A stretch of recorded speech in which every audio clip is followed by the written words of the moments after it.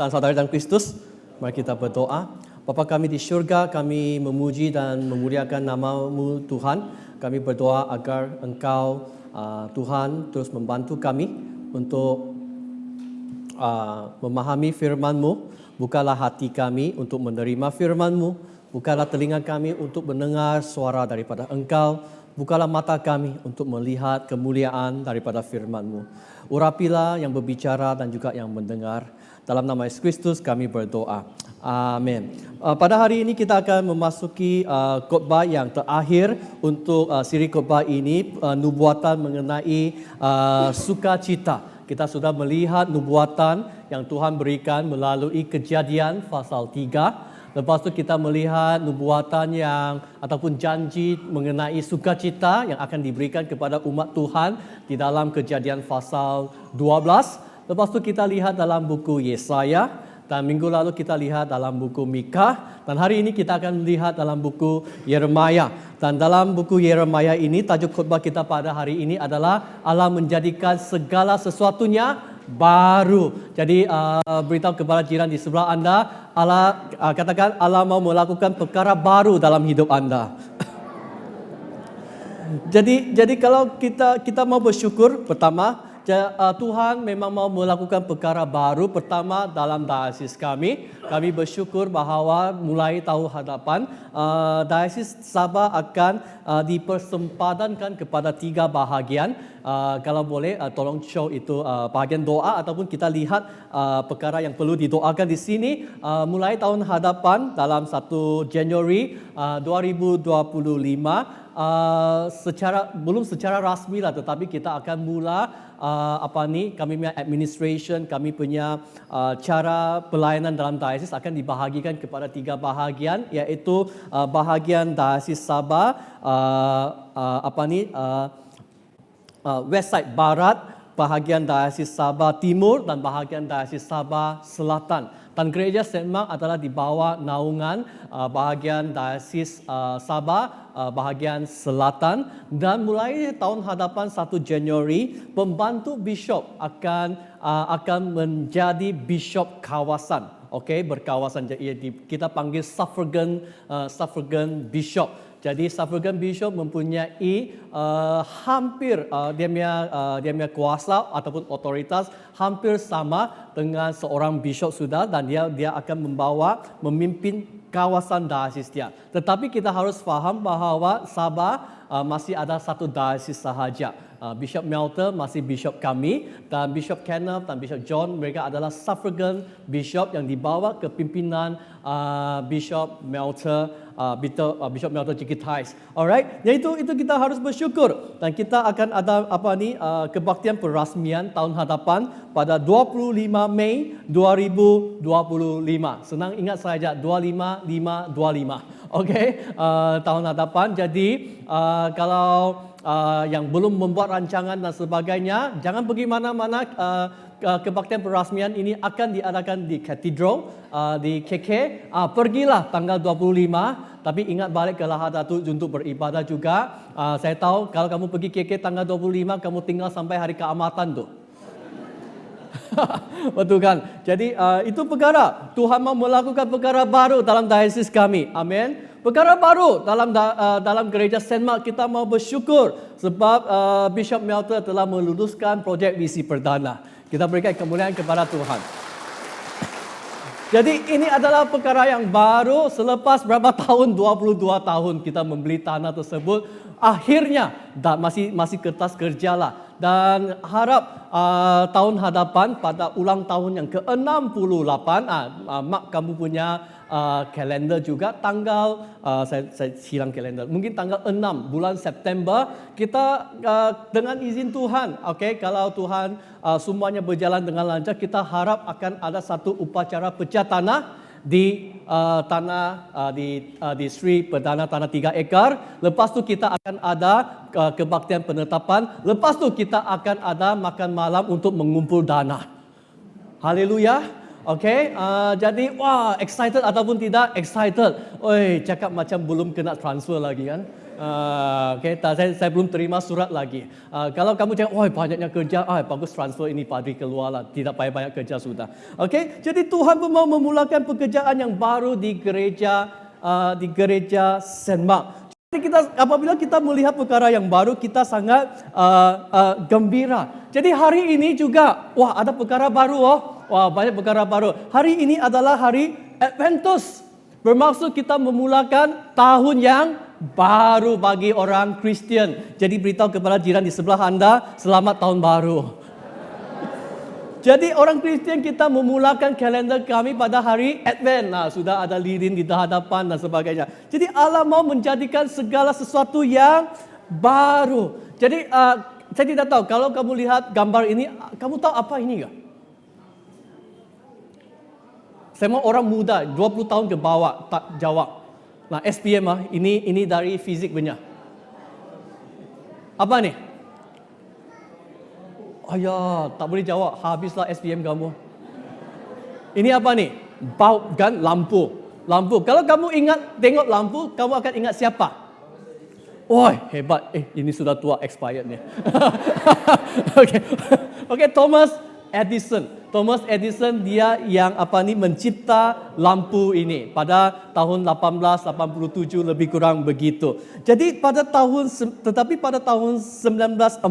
Desember dia kilang ataupun tempat Thomas Edison dia ada satu tempat untuk membuat segala ciptaan dia. Dia punya kilang itu terbakar, ada api terbakar dan dia melihat kilangnya habis dibakar oleh api. Jadi pada hari itu anak dia sangat risau, keluarga dia sangat risau sebab dia adalah seorang pencipta, seorang yang kreatif. Dia takut dia akan sangat sedih, mau bunuh diri dan sebagainya, menyesal dan sebagainya.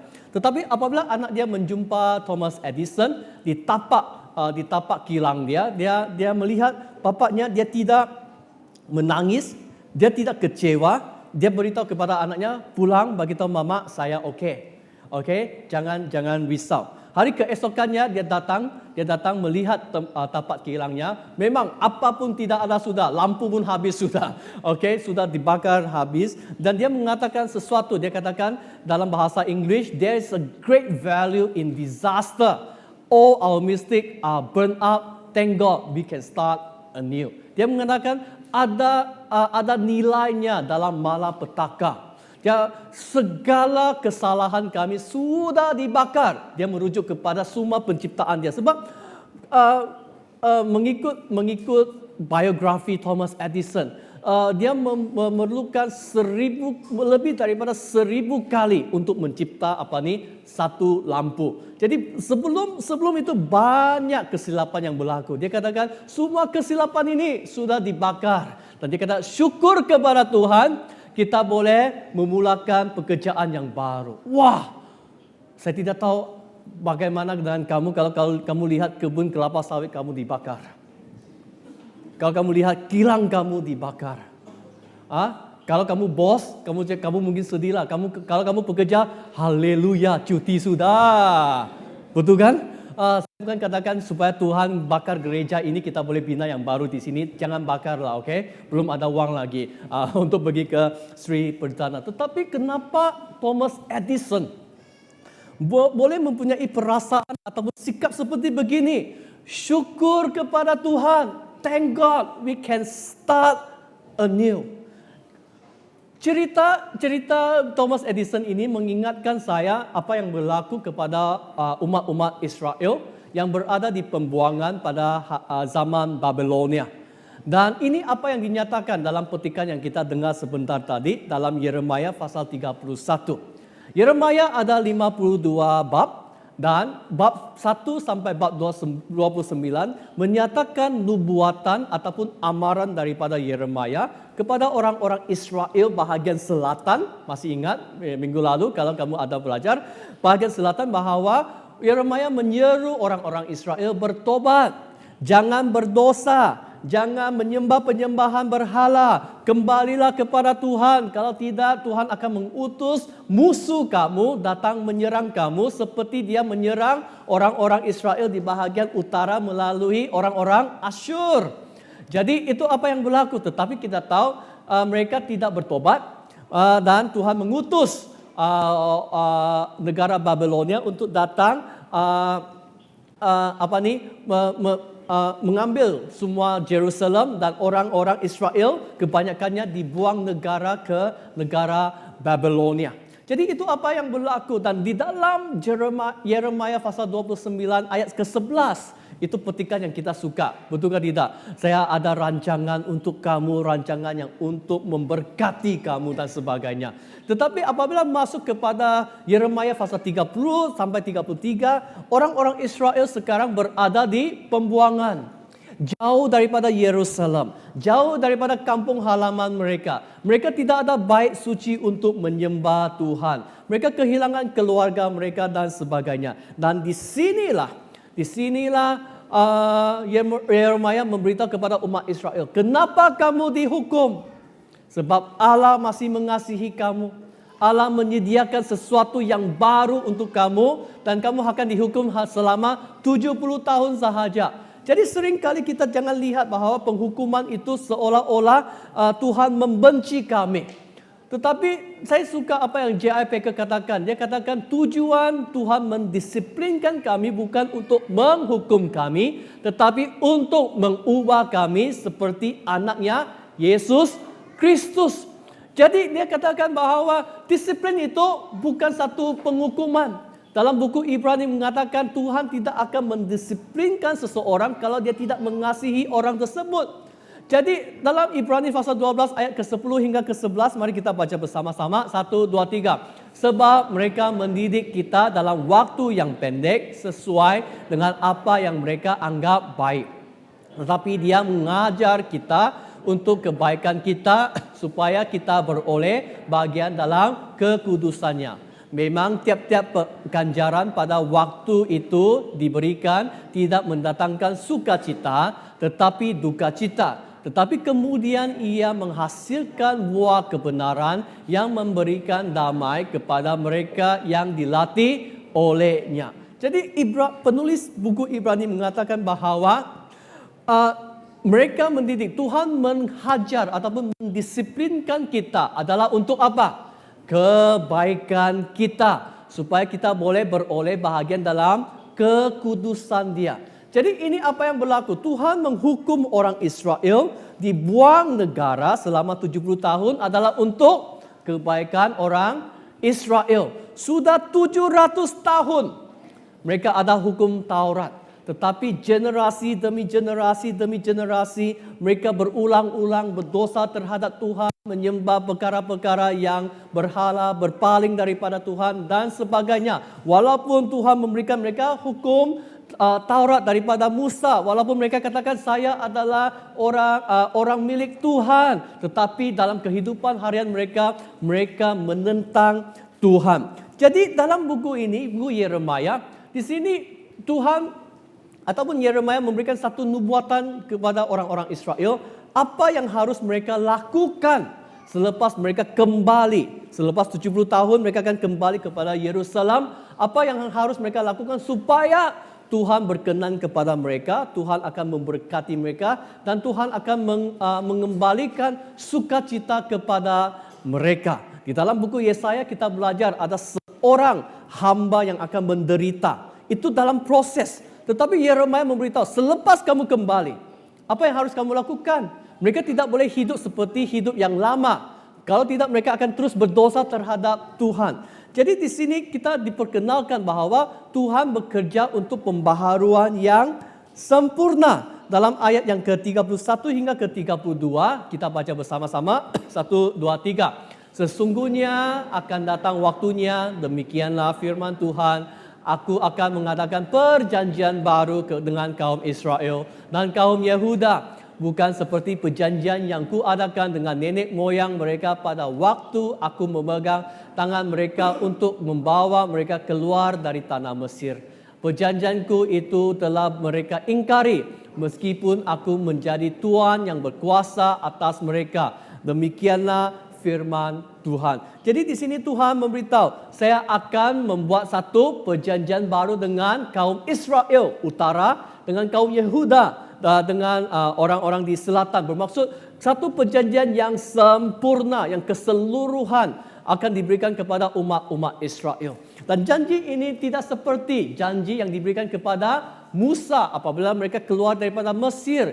Jadi itu adalah perjanjian lama. Apa yang Tuhan mau berikan ini adalah satu perjanjian baru, perbuatan yang baru dalam kehidupan orang-orang Israel ataupun orang-orang yang percaya kepada Yesus. Jadi Tuhan, dia bukan sekadar mau memperbaiki yang lama.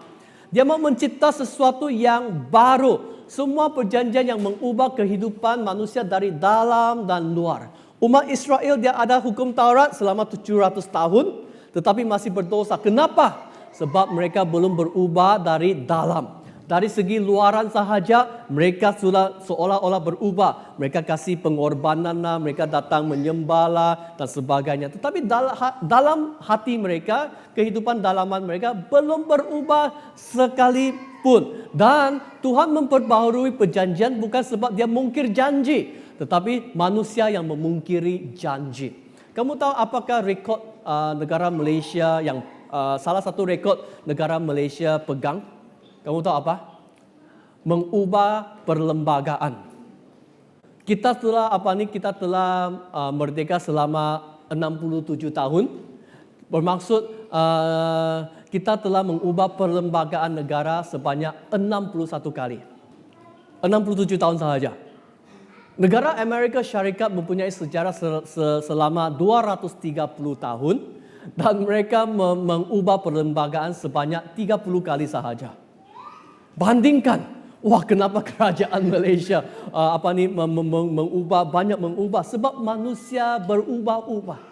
Tuhan memperbaharui perjanjian bukan sebab dia memungkiri janji, sebab manusia berubah. Janji yang lama itu seolah-olah tidak efektif lagi kepada manusia dan dia mau memulakan pekerjaan yang baru. Dan perjanjian Tuhan yang baru akan berbeza dengan perjanjian yang lama, perjanjian yang diberikan kepada Musa, Abraham, kepada Raja Daud. Jadi apakah perbezaannya? Pertama, perjanjian lama dimulakan di Gunung Sinai yang ditulis di atas batu. Tetapi perjanjian baru ditetapkan melalui Yesus Kristus yang sekarang ditulis di dalam hati. Apa maksud ditulis di dalam hati? Bermaksud apabila kita menerima Yesus dalam kehidupan kami, kita akan dipenuhi dengan Roh Kudus. Roh Kudus dan Yesus dia akan melalui rohnya, roh Allah, dia akan mengingatkan apakah kehendak Tuhan. Nah, bukan bermaksud saya terima Yesus, ada Roh Kudus, saya tidak perlu baca Alkitab sudah, Roh Kudus akan mengingatkan saya. Tidak, kita juga harus baca firman Tuhan. Amin. Dan perjanjian lama dia berdasarkan hukum dan ketaatan luaran sahaja. Yang penting kamu datang ke gereja, pergi ke kelompok sel, berikan persembahan kamu. Kamu sudah diselamatkan. Tetapi dalam perjanjian baru ia berdasarkan kepada transformasi dalaman dan berdiamnya Roh Kudus dalam kehidupan kami. Perjanjian lama dia memerlukan pengorbanan dan satu ritual untuk mengekalkan persekutuan dengan Tuhan. Yaitu masih ingat apa yang kita belajar dalam buku Imamat. Untuk mengekalkan perhubungan ini, umat Israel harus hampir setiap hari memberikan korban kepada Tuhan untuk mengekalkan perhubungan itu. Tetapi dalam perjanjian baru, pengorbanan tidak lagi diperlukan, tetapi perhubungan masih perlu dikekalkan. Betulkah tidak? Kita masih perlu berkomunikasi dengan Tuhan, dengan doa, dengan membaca Alkitab. Itu cara kita berhubung dengan Tuhan. Perjanjian lama adalah bersyarat. Ia bergantung kepada ketaatan. Jadi kalau kamu mau diberkati, kamu harus mentaati. Kalau kamu tidak mentaati, kamu akan dikutuk. Perjanjian baru tanpa syarat. Allah memulaikan dan memelihara perjanjian dia. Ia bukan bergantung kepada sikap manusia yang berubah-ubah. Janji yang baru ini, walaupun janji lama juga sama, ia bergantung kepada karakter Tuhan yang setia. Dan perjanjian lama, orang ramai bergumul untuk menjaga, struggle, susah untuk menjaga hukum, dan ia membawa kepada kegagalan yang berulang-ulang. Tetapi dalam perjanjian baru, transformasi berlaku dari dalam keluar dan ia memperkasakan ketaatan melalui Roh Kudus. Kita hari ini boleh mentaati, melakukan pekerjaan Tuhan sebab transformasi, perubahan dalam hati. Perjanjian Lama hubungannya dengan Tuhan adalah terhad. Siapa yang boleh bertemu dengan Tuhan? Hanya imam besar. Dan itu adalah setahun sekali sahaja. Tetapi hari ini perjanjian baru kita mempunyai hubungan yang peribadi, yang langsung dengan Allah. Perjanjian Lama, dosa ditutup sementara sahaja. Sekali kamu memberikan korban, dosa kamu telah diampuni dan kamu akan berdosa lagi. Tetapi dalam perjanjian baru, dosa diampuni sepenuhnya dan dilupakan. Seperti apa yang kita dengar dalam petikan pembacaan sebentar tadi. Jadi di sini kita melihat perjanjian lama ini dia bergantung kepada hukum Taurat. Tetapi perjanjian baru ia bergantung kepada kasih anugerah Tuhan. Seperti apa yang kita nyanyi sebentar tadi. Hukum Taurat hanya membantu ataupun melindungi umat Tuhan daripada berdosa. Tetapi ia tidak mengubah hati manusia. Okey, hati manusia harus diubah melalui disiplin ataupun penghukuman ataupun disiplin untuk dekat dengan Tuhan. Contohnya ada banyak peraturan. Okey. Nah, apabila saya mengajar di Moore College mengenal Tuhan, kita sebenarnya bukan dihukum sebab Tuhan, kita dihukum sebab peraturan yang sudah sedia ada. Contohnya, kita tahu kita tidak boleh melanggar lampu isyarat warna merah. Betul tidak? Tetapi kadang-kadang kita ada kecenderungan seperti begini. Kita tengok sebelah, tengok belakang, tengok ada CCTV ataupun tidak. Kita tengok ada polis trafik tapuk-tapuk ataupun tidak. Betul tidak? Jadi kita hantamlah itu lampu merah. Betul tidak? Walaupun ada peraturan cakap jangan langgar lampu merah. Ada peraturan, tetapi kalau kamu ditangkap, siapa yang salah? Kamu ditangkap oleh sebab polis ataupun sebab peraturan tersebut? Sebab peraturan yang sudah sedia ada. Polis hanya melakukan tanggungjawab dia semata-mata sahaja. Jadi kalau seseorang itu tidak berubah, jadi dia akan melihat situasi untuk mencari peluang untuk melanggar peraturan. Itulah bahayanya manusia ini. Kita boleh berubah-ubah. Jadi dalam perjanjian baru, Tuhan dia mengundang ataupun menjemput kami untuk ada satu hubungan yang lebih dekat dan juga lebih intim. Dalam ayat 33 hingga ke 34, kita baca bersama-sama 1, 2, 3. Tetapi beginilah perjanjian yang kuadakan dengan kaum Israel sesudah waktu itu. Demikianlah firman Tuhan. Aku akan menaruh Tauratku dalam batin mereka dan menuliskannya dalam hati mereka, maka aku akan menjadi Allah mereka dan mereka akan menjadi umatku. Dan tidak usah lagi orang mengajar sesamanya atau mengajar saudaranya dengan mengatakan, kenallah Tuhan, sebab mereka semua besar kecil akan mengenal aku. Demikianlah firman Tuhan, sebab aku akan mengampuni kesalahan mereka dan tidak lagi mengingat dosa mereka. Jadi di sini perjanjian baru Tuhan adalah satu undangan, jemputan untuk satu perhubungan yang intim, yang dekat, yang pribadi dengan Dia. Dia katakan, aku akan menaruh Tauratku dalam batin mereka dan dalam hati mereka. Itu dalam pemikiran mereka dan juga dalam hati mereka. Aku akan menjadi Allah mereka. Mereka akan menjadi Allah umat. Mereka akan menjadi umatku. Di perjanjian lama, ataupun perjanjian lama, Tuhan itu adalah Tuhan atas bangsa Israel. Ada satu perantara. Tetapi dalam perjanjian baru ini, Tuhan mengeluarkan pengantara ini dan hanya Yesus menjadi pengantara. Melalui Yesus, Tuhan menjadi Tuhan pribadi kami. Jadi Tuhan beralih daripada satu perintah yang jauh daripada Tuhan untuk bangsa kepada Tuhan yang pribadi, di mana setiap orang yang beriman akan mengenalinya secara langsung dan secara dekat. God will be our personal God. Dia katakan di sini, tidak perlu lagi mengajar saudara mereka, kenallah Tuhan. Sebab mereka semua, besar kecil akan mengenal aku. Dan kenapa mereka boleh mengenal Tuhan? Sebab Tuhan mengampuni kesalahan mereka dan tidak mengingati dosa-dosa mereka. Jadi saya bertanya, kenapa Tuhan mau menaruh Taurat dalam batin dan juga dalam hati mereka?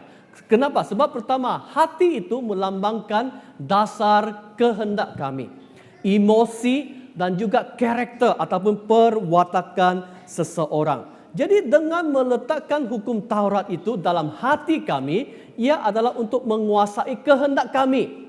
Kehendak manusia adalah seringkali mementingkan diri sendiri. Betul tidak? Kalau kamu ada 500 ringgit, kamu sanggup berikan kepada Tuhan ataupun kamu pakai 500 ringgit itu? Kalau boleh saya pakai 500 ringgit semuanya lah. Jangan kasih 50 ringgit 10% kepada Tuhan. Betul tak? Kehendak manusia itu memang, hati manusia itu sangat bahaya. Emosi dan juga perwatakan. Jadi apabila hukum Taurat itu diletakkan dalam hati kami, ia akan mengubah kehidupan kami dari dalam dan luar. Hati manusia itu agak complicated, agak rumit sebenarnya. Itulah sebabnya Amsal mengatakan, kita baca bersama-sama Amsal pasal 4 ayat 23. 1, 2, 3. Jagalah hatimu dengan segala kewaspadaan, kerana dari situlah terpancar kehidupan. Kenapa Amsal menyuruh kami menjaga hati dengan segala kewaspadaan?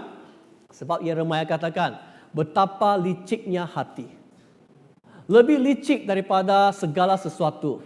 Hati sudah membatu, siapakah yang dapat mengetahuinya? Siapakah yang dapat mengetahuinya? Kamu sendiri pun tidak tahu bahawa hati kamu boleh berubah. Itulah sebabnya kenapa Tuhan mau meletakkan hukumnya, Tauratnya dalam hidup kami, supaya ia boleh mengubah hati kami. Hidup kami kita ada hati yang berselaraskan dengan firman Tuhan. Dan yang kedua, batin, minda. Minda mencerminkan pemahaman dan pemahaman. Tuhan meletakkan hukumnya di dalam minda kami untuk membantu kita memahami jalannya dan kita boleh menyelaraskan pemikiran kita dengan kehendaknya.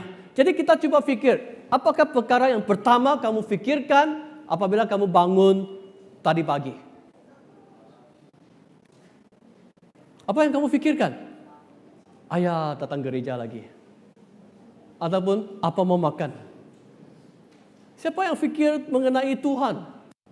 Ketika secara semula jadi kita tidak akan ada kecenderungan untuk meletakkan Tuhan di tempat pertama. Betul tidak? Bagi saya walaupun saya padri, saya mau confess lah. Saya cakap, ayah hari Minggu lagi ya. Kamu tahu? Setiap hari saya harap ayah, setiap minggu harap jangan ada hari Sabtu dan hari Ahad. Kamu tahu? Sebab saya harus berkhotbah 4 kebaktian. Jadi pemikiran itu mencerminkan pemahaman dan Tuhan meletakkan Taurat dia supaya kita boleh memahami jalan Tuhan. Dan hukum Taurat itu datang daripada Yesus Kristus. Dalam Yohanes katakan, sebab hukum Taurat diberikan oleh Musa, tetapi kasih karunia dan kebenaran datang oleh Yesus. Dan Yesus dia katakan, janganlah kamu menyangka bahawa aku datang untuk meniadakan hukum Taurat ataupun melanggar hukum Taurat dan kitab para nabi. Aku datang bukan untuk meniadakannya, melainkan untuk menggenapi dia. Kita terima Yesus Kristus sebab Yesus Kristus menggenapi segala hukum Taurat. Jadi kita belajar daripada Yesus Kristus bagaimana kita boleh ada satu kehidupan yang menyenangkan hati Tuhan. Dan apabila hati Tuhan disenangkan, kita akan ada sukacita. Perjanjian Tuhan, kita mempunyai hati dan fikiran itu mesti diubah supaya hubungan kita untuk memperdalamkan keintiman kita dengan Tuhan. Saudara dan saudari dalam Kristus, kalau kita mahukan satu kehidupan yang mempunyai sukacita yang berkekalan, ia bukan bergantung dengan apa yang berlaku di luar. Ia bergantung kepada apa yang berlaku di dalam. di dalam hati kami dan juga pemikiran kami. Kenapa Thomas Edison kilangnya dibakar? Dia masih boleh katakan syukur kepada Tuhan. Kegembiraan kami, sukacita bukan datang dari segi harta benda. Oh, dapat handphone baru. Kamu tahu, kamu terima handphone tahun ini, tahun depan ini akan jadi lama punya. Betul ke tidak? Sekarang handphone sangat canggih. Kamu mesti mau beli itu, jangan beli iPhone lagi. Tidak bagus. Mau beli Huawei Mate Pro. Kenapa? Ambil gambar, macam mana mau transfer gambar, begini saja. Di depan skrin, begini saja, pergi telefon kamu, buang. Wih, transfer sudah. Saya tengok itu teknologi, hebatnya. Lepas tu dia ambil tu gambar, dia pergi ke rumah orang, dia shake hand sahaja. Kena orang yang kedua, tangan orang yang kedua tu pergi handphonenya, syuk. Wih, masuk sudah tu gambar. Hebat loh ni Huawei. Tetapi tahun hadapan akan jadi lama juga. Mungkin tahun hadapan ada teknologi yang baru, kau tengok sahaja, kelip mata sudah paham. Kamu faham ataupun tidak? Dari segi luaran akan berubah-ubah. Tetapi Tuhan tidak pernah berubah.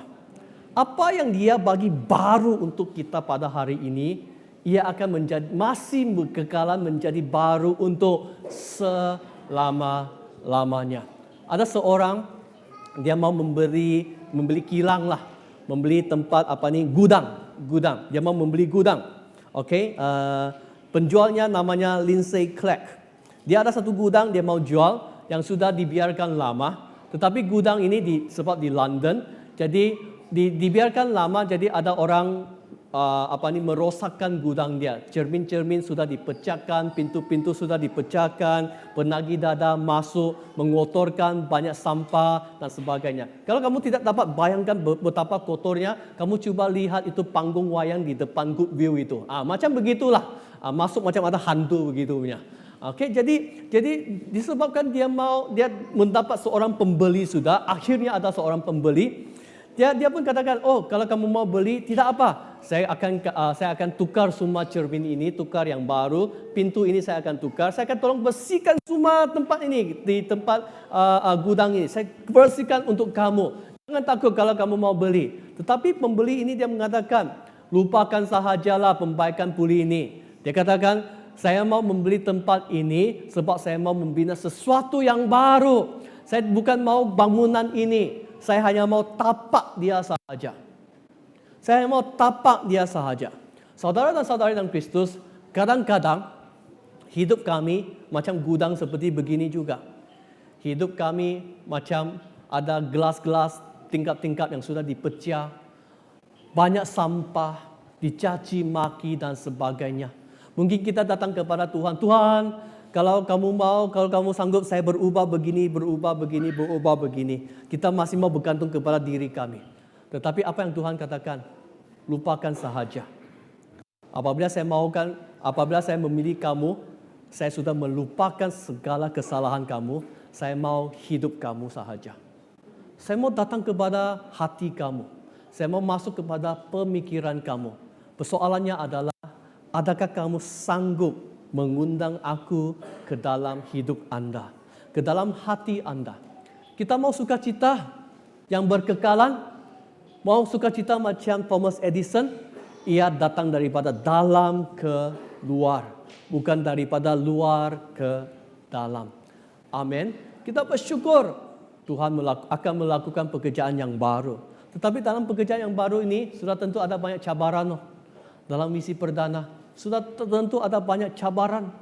Tetapi kita tahu kalau Tuhan mengubah kita dari dalam keluar, kita akan setia, kita akan tahan sampai kita melihat misi perdana menjadi satu kenyataan. Amin. Mari kita berdoa.